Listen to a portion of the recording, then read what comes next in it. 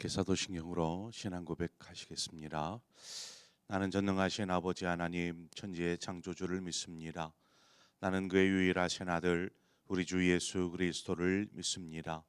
그는 성령으로 잉태되어 동정녀 마리아에게서 나시고 본디오 빌라도에게 고난을 받아 십자가에 못 박혀 죽으시고 장사된 지 사흘 만에 죽은 자 가운데서 다시 살아나셨으며 하늘에 오르시어 전능하신 아버지 하나님 우편에 앉아 계시다가 거기로부터 살아있는 자와 죽은 자를 심판하러 오십니다. 나는 성령을 믿으며 거룩한 공교회와 성도의 교제와 죄를 용서받는 것과 몸의 부활과 영생을 믿습니다. 아멘. 우리 함께 찬송가 390장 예수가 거느리시니 즐겁고 평안하구나. 우리 찬송가 390장 함께 찬송하겠습니다. 390장입니다.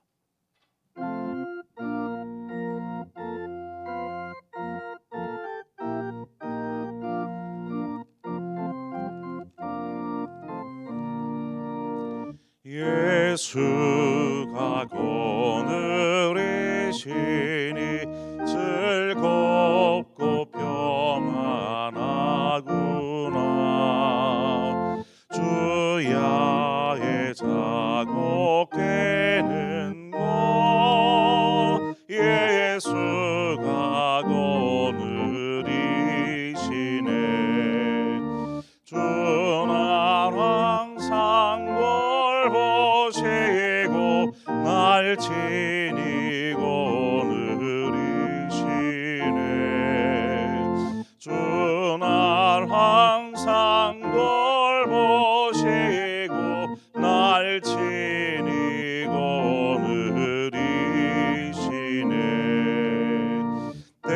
때때로 괴로움 당하며 때때로 기쁨 누리네. 풍파 중에 지키시고 평안히 인도하시네. 주날 항상 걸 보시고 날 지니고 느리시네. 주날 항상 걸 보시고 날 지니고 느리시네.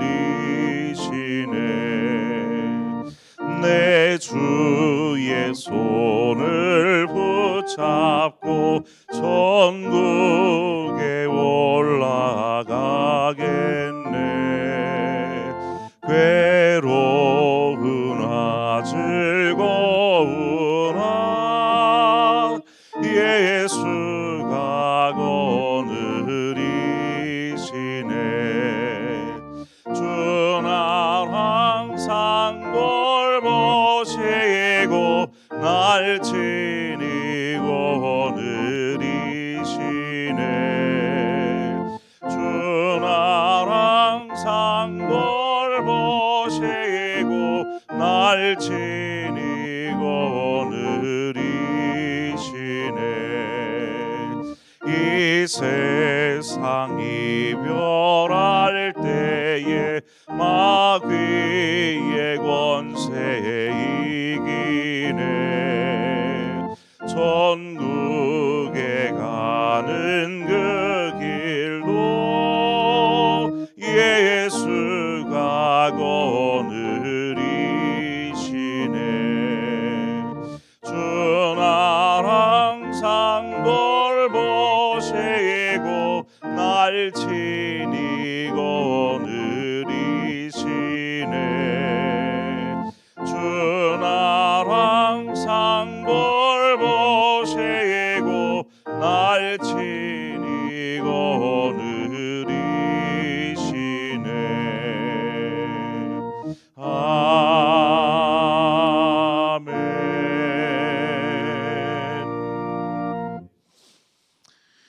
하나님의 말씀 보도록 하겠습니다. 사무엘상 7장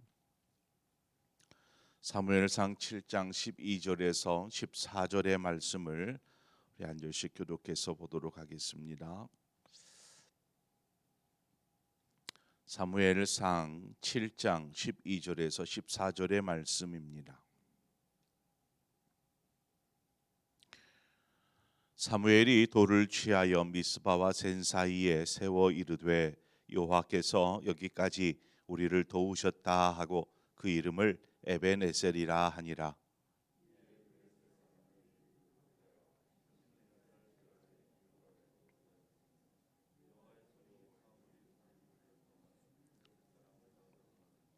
함께 읽습니다.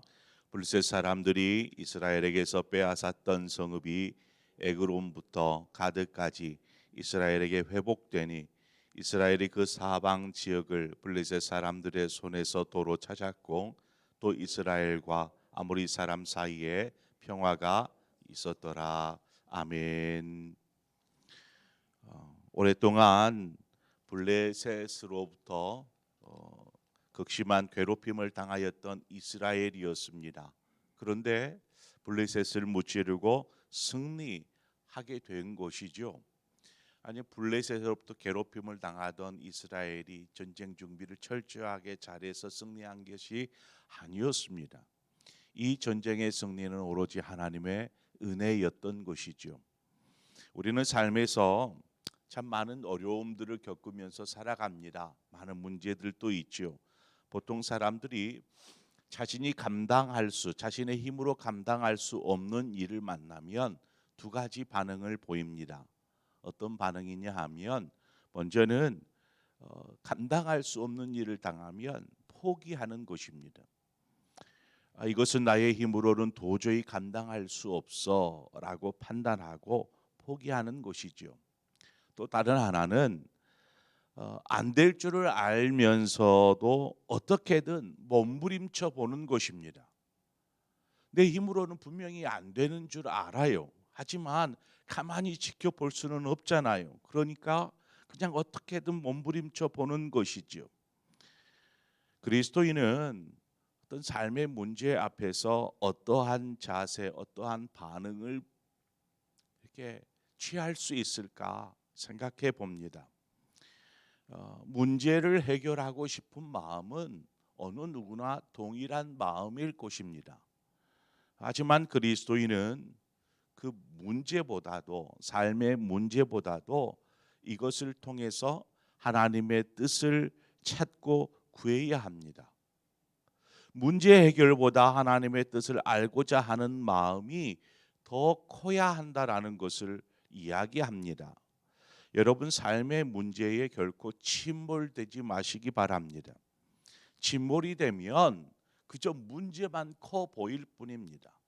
그래서 포기하고 아니면 안 될 줄 알면서도 그냥 발버둥 쳐보는 것에 지나지 않은 것이죠. 문제 해결을 하지 말라는 말이 아닙니다. 최선을 다해서 문제 앞에 서야지요. 하지만 하나님께 도우심을 구하고 또 삶을 통해서 하나님의 뜻이 우리 삶에 이루어지도록 힘쓰는 것입니다. 그러면 하나님께서 우리로 보지 못하던 것들을 때로는 보게도 하시고 또 문제 가운데 함께 하셔서 하나님께서 이 문제들을 또 풀어 가시는 것들을 보게 됩니다. 이로 인해 하나님께 감사와 영광을 올려드리게 되지요. 하나님 감사합니다. 하나님의 은혜였습니다. 라고 고백하는 것입니다. 이처럼 삶의 문제는 하나님과의 관계 안에서 바라보고 풀어갈 수 있어야 합니다. 그것이 그리스도인의 문제 앞에 서는 반응인 것이죠. 지금 이스라엘은 도저히 감당할 수 없는 일을 만났습니다. 블레셋이 미스바로 이스라엘이 모였다라는 말을 듣고 공격하기 위해서 쳐들어오는 것이죠. 이스라엘로서는 도저히 저들을 감당할 수 없었습니다. 하지만 이때에 하나님께서 이스라엘을 도우셨습니다. 우리가 하나님이 도우셨다라는 것을 바라볼 것이 아니라 이스라엘이 이 문제 앞에 어떠한 모습으로 서 있었던가를 바라보자라는 것입니다. 그들이 하나님 앞에 도우심을 구합니다. 포기한 것도 아니면 자신들의 힘으로 그래도 우리가 어떻게라도 비벼봐야지, 싸워보기라도 해야지 발버둥 치지 않았습니다. 하나님의 도우심을 구하며 믿음으로 서 있을 때 하나님께서 저들에게 놀라우신 은혜들을 베풀어 주셨습니다. 하나님께서 모든 일을 이루셨던 것입니다. 오늘 본문의 말씀은 우리가 보기에도 이스라엘 백성이 만족할 만한 그러한 결과로 이어졌음을 보게 됩니다. 하지만 여러분, 우리의 삶의 문제로 하나님 앞에 이처럼 도우심을 구하고 하나님 도와주십시오. 제 힘으로는 감당할 수 없습니다. 도와달라고 요청할 때에, 기도할 때에 우리가 원하는 방향으로 우리를 이끌지 않을 수도 있습니다. 우리가 기도한다고 해서 하나님 우리가 바라고 원하는 대로 우리 삶을 이끌지 않을 수도 있습니다. 그러면 하나님을 원망해야 할까요? 왜 기도했는데, 그렇게 부르짖었는데 응답하시지 않으십니까? 불평해야 할까요? 바로 이것이 사단이 우리에게 심고자 하는 불신의 마음입니다. 문제를 통해서 우리 안에 하나님에 대한 불신의 마음, 하나님이 내가 원하는 대로 이끌지 않으셨어요. 내 삶을 형통하도록 이끌지 않으셨어요. 저는 이렇게 되기를 원했지만 하나님은 저를 이렇게 인도하셨어요. 라는 것에 원망과 불평을 갖는다라면 그것은 그 사단이 심고자 하는 그 의심과 불신, 이 마음을 우리에게 심는 것과 같다라는 사실입니다. 하나님은 모든 일을 통해서 우리의 삶이 하나님의 다스림 안에 있기를 원하십니다. 뿐만 아니라 하나님은 선하신 분이셔서 우리의 삶을 선하게 인도하십니다. 그리스도인은 바로 이 말에 대한 분명한 믿음을 가질 필요가 있습니다. 그래, 하나님은 선하신 분이시지. 내 원대로 내 뜻대로 일이 진행되지 않아도 하나님은 선하게 나의 삶을 인도하시는 분이셔라는 확실한 믿음이 필요하다라는 것이죠. 사무엘이 블레셋과의 싸움에서 승리케 하신 하나님, 도저히 이길 수 없는 싸움을 이기게 하신 하나님, 그 하나님을 위해 돌을 하나 취해서 기념비를 만듭니다. 이 돌을 에벤에셀, 도움의 돌이라 이렇게 부르죠. 이스라엘 백성들에게 이 돌을 세워 놓음으로 이 모든 일을 하나님께서 행하셨다라는 것을 이스라엘 백성들이 그 돌을 보면서 느끼고 고백하는 것입니다. 그래, 하나님께서 도우셨어요. 우리의 삶 가운데 함께 하셔서 우리의 삶을 친히 인도해 주셨습니다라는 것을 이스라엘 백성 전체가 이 사무엘이 세워놓은 기념비를 통해서 같이 고백하는 것이죠. 성도의 삶 가운데 여러분, 하나님은 늘 에베네셀이셨습니다. 여러분 고백하십니까? 에베네셀. 그것이 삶을 통해서 확인되고 또 고백하는 것이 중요합니다. 하나님이 우리의 삶에 뭔가 동떨어져 계신 분, 멀리 계시는 분, 나의 삶에 하나님은 특별히 간섭하지 않으시는 분이 아니라 우리의 삶의 작은 일에도 혹은 복잡하고 감당하기 어려운 그러한 힘겨운 일에도 하나님은 늘 우리와 함께 하신다라는 것이죠. 우리와 함께 하시고 또 그 속에서 일하고 계시는 하나님, 그 하나님을 고백하는 것이 그리스도인의 신앙생활의 매우 중요한 부분입니다.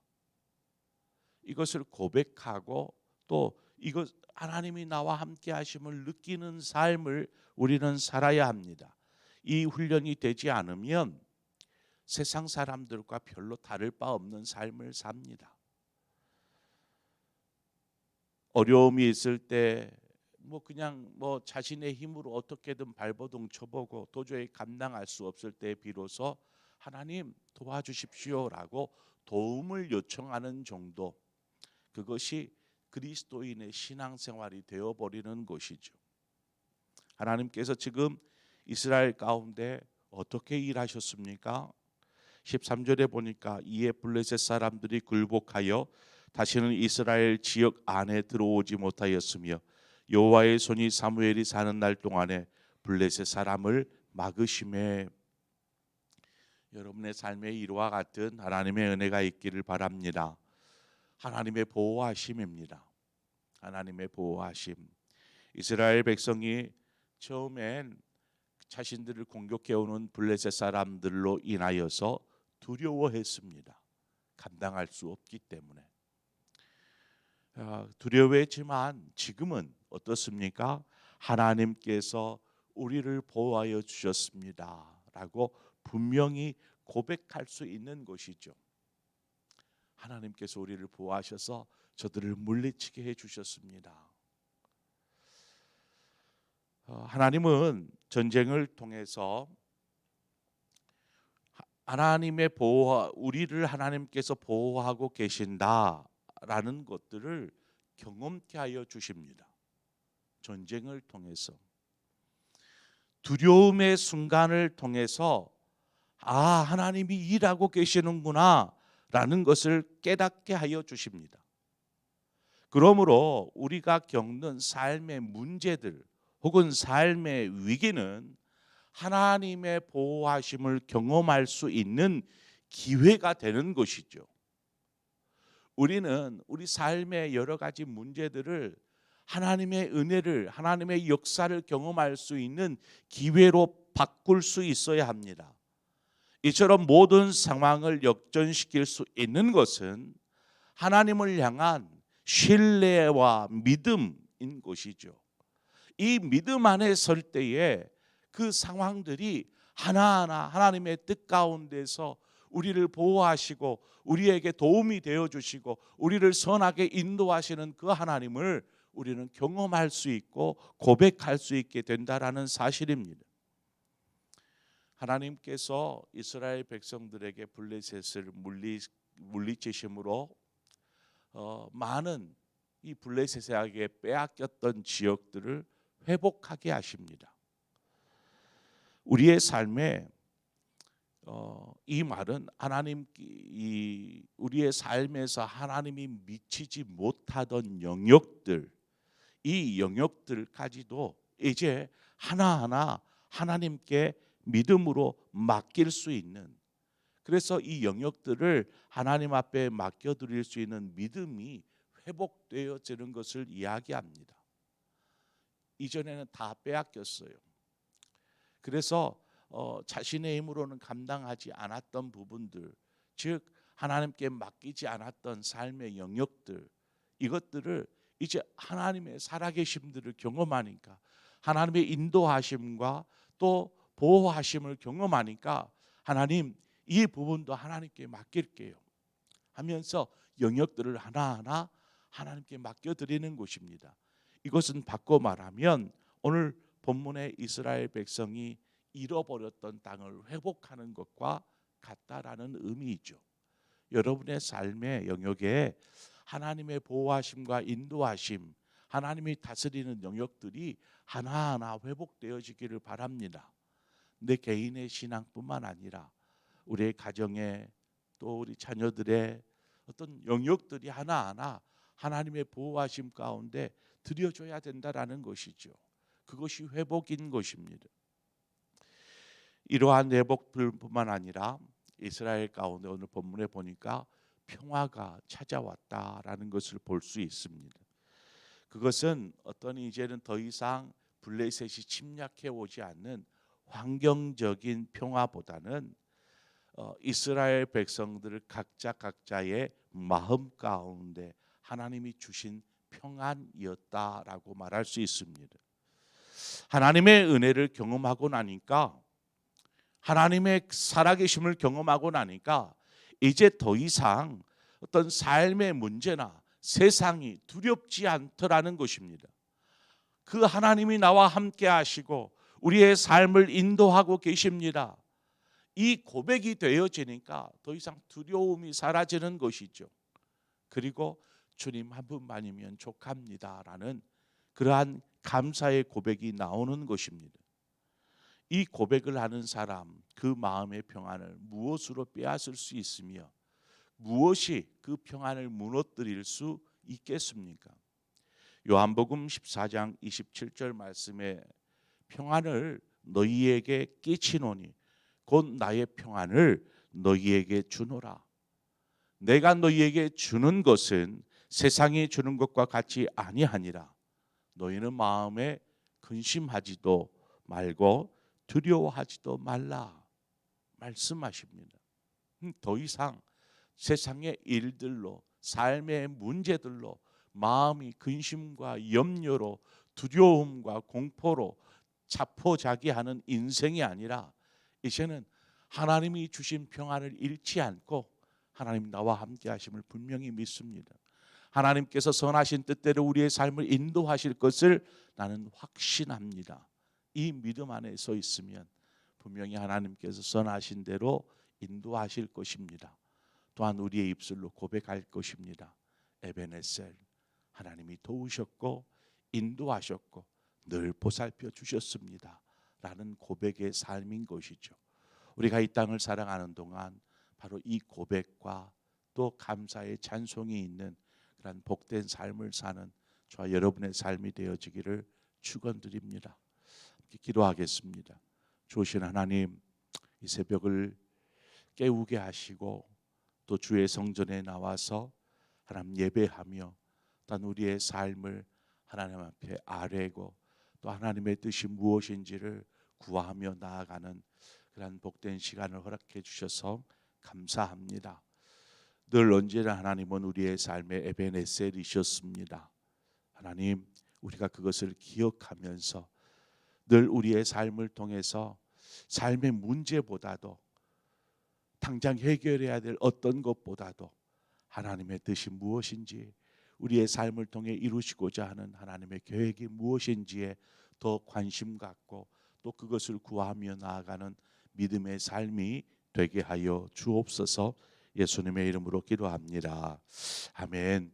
오늘 이 시간에는 우리 세계 열방을 향하여서 우리가 함께 기도하는 시간입니다. 우리 가까우에 있는 우리 북한을 위해서 함께 기도하십시다.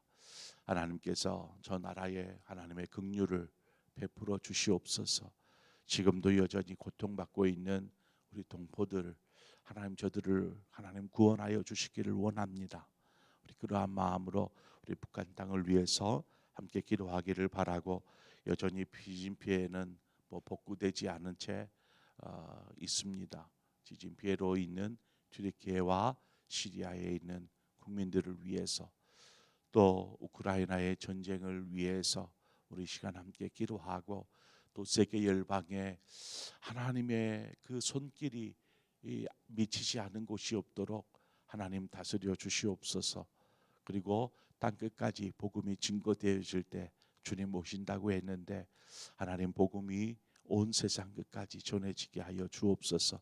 우리 그러한 마음으로 우리 북한 땅과 또 저 여러 열방을 향하여서 함께 기도하고, 또 우리 교회가 돕고 있는 여러 선교지를 위해서 함께 기억하며 기도하시고, 또 각자의 기도의 제목으로 기도하시다 자유롭게 돌아가시겠습니다. 함께 기도하겠습니다. 좋으신 하나님 아버지, 은혜를 감사합니다. 하나님께서 우리를 하나님 주의 성전으로 인도해 주셔서